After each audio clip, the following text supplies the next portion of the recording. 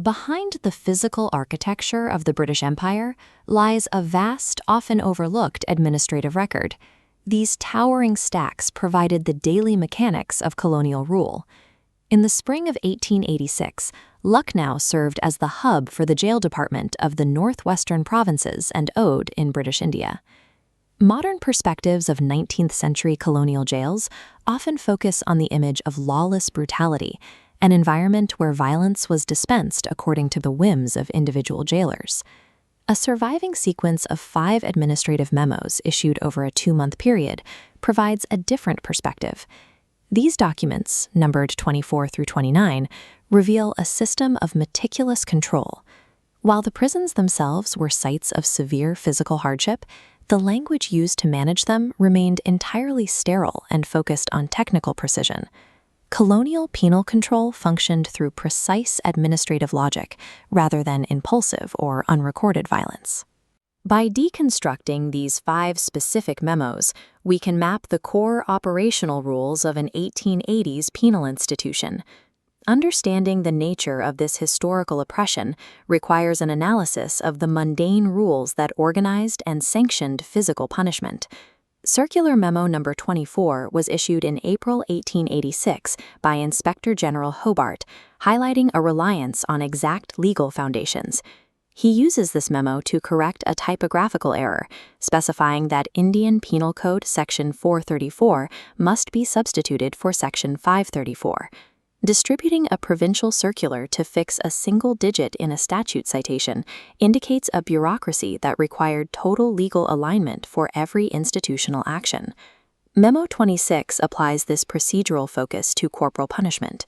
Under prisoners' appeals, it states superintendents must receive appeals even without a court judgment. The rule includes a strict timeframe of 15 days.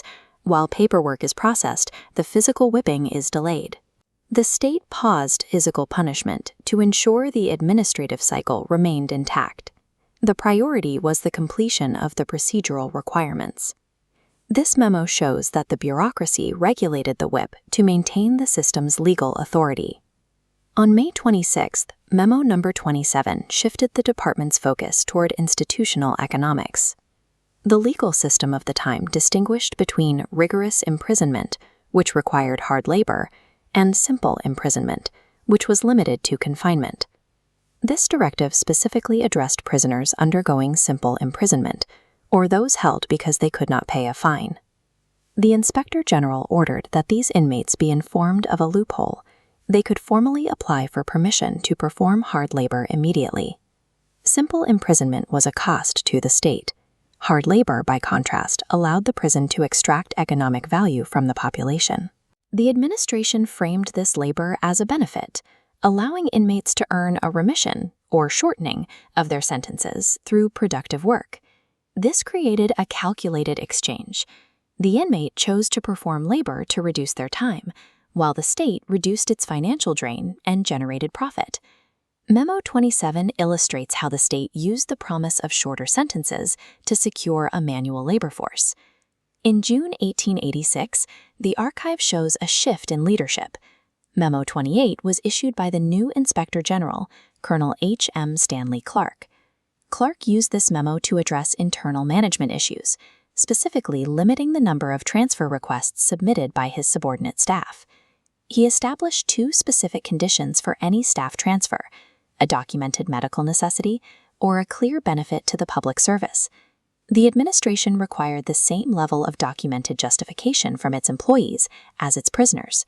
Both were managed as functional components of the institution. Memo 29, issued on the same day, moved from staff management to the categorization of specific groups of inmates. Clark requested data on a narrow group, juveniles sentenced to prison instead of whipping, whose sentences were too short for the Central Reformatory.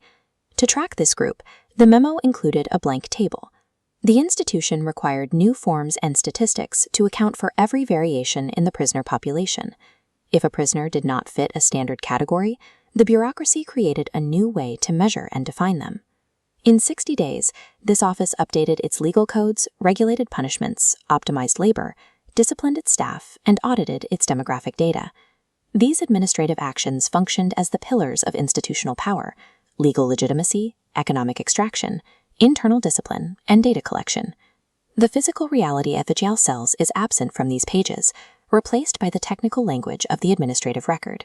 Institutional control functioned through these specific, documented routines. The colonial penal system maintained control by converting human punishment into a coordinated administrative routine.